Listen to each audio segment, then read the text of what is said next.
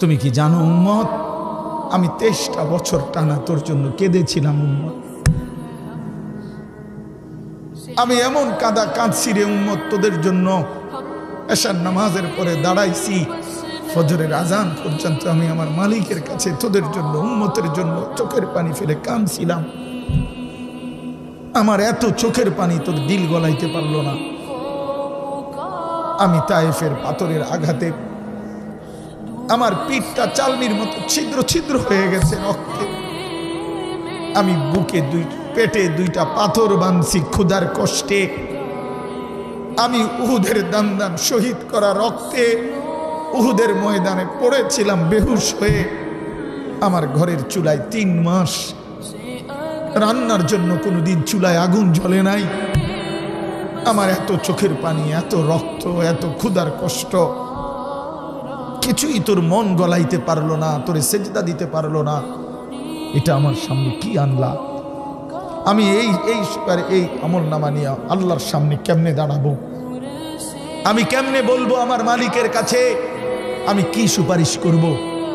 আমি কেমনে বলবো রব্বুল আলামিন এটা আমার শ্রেষ্ঠ নবীর শ্রেষ্ঠ উম্মতের আমল নামা? বল ভাই আমার, তুমি বলো, তুমি বলো।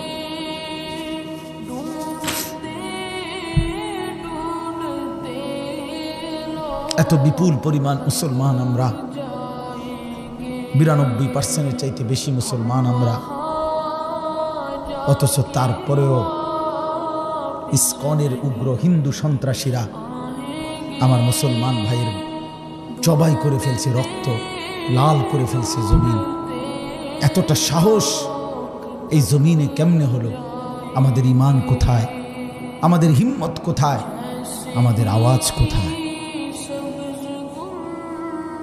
এজন্য দোস্ত আমার, ছেলেরা, এই বন্ধুর কথা মনে রাখো। আর যদি কোনোদিন বলতে নাও পারি তো আজ বললাম, যদি সুযোগ না পাই তো একবারই বললাম। ফিলিস্তিনের মুসলমান আজীবন রক্ত দিবে, তুমি আজীবন মোবাইল টিপবা, এটা কোনো জীবনের শেষ কথা না।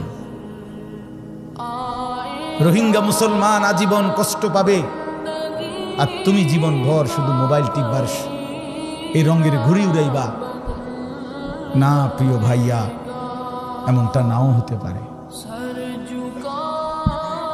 এমনটা নাও হতে পারে। ফিলিস্তিন যদি জমিনের উপরে, তো বাংলাদেশও জমিনের উপরে, নাকি বাংলাদেশ আসমানে? তাইলে পৃথিবীর এক প্রান্তে মুসলমান নির্যাতিত হলে, পৃথিবীর এক প্রান্তে মুসলমানের রক্ত লাল হলে, আরেক প্রান্ত আমরা নিরাপদ থাকি কেমনে? আমরা নিরাপদ আছি কিভাবে ভাইয়া? কিসের উপরে ভর করে? কে তোমাদেরকে আশ্বাস দিল তোমাদের এই অব্যাহত গুনাহ, নারী, ছবি, এই অসৎ আড্ডা, এই মোবাইলের দিন রাতের এই আসক্তি, এক ওয়াক্ত নামাজ না পড়া, কখনো ফজরের নামাজ না পড়া, এটা তোমাদেরকে আগামী দিনে স্বস্তিতে থাকতে দিবে, নিরাপদে জমিনে থাকতে দিবে? এই গ্যারান্টি কে দিল বন্ধু? যুবক বলো, ভাইয়া, কিশোর বলো, তরুণ ছেলে বলো। যদি পারতাম তোমারে বুকে জড়াইয়া ধরে কতক্ষণ কাঁদতাম যে কেন নামাজ পড়ো না, কেন আল্লাহর সেজদা দাও না।